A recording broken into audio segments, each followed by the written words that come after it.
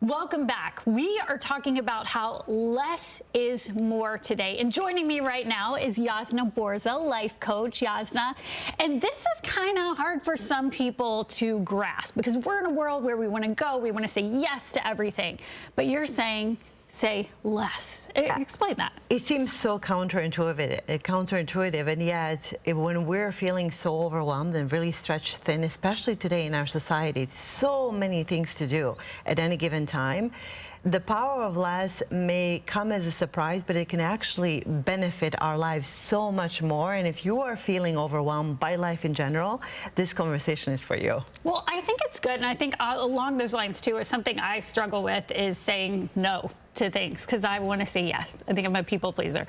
So how does that kind of fold into this less, keeping our plates a little lighter? Right. Well, think about it so many times when you say yes and then you feel resentful, right? Mm-hmm. So it is constantly saying yes to everything around us and not really questioning why we're saying the things that we're saying yes to. So taking the step back and really discerning what are the things that really matter the most. When we say I want to do less, we're focusing on the things that are really most important. So we're not saying just do less in general. There are certain things we certainly have to do. But how do we focus on a few of those things that are so incredibly meaningful in our own lives every single day? Say, on that note, you say look at what is essential.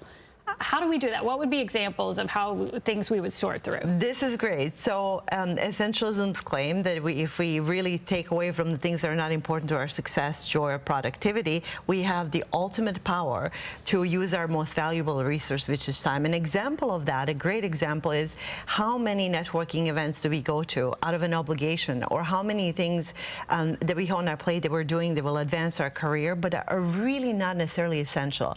And a great example for stay-at-home moms, a lot of my girlfriends are including their children in myriad of activities, and they spend their entire days driving them all over town and feeling so stressed out and overwhelmed.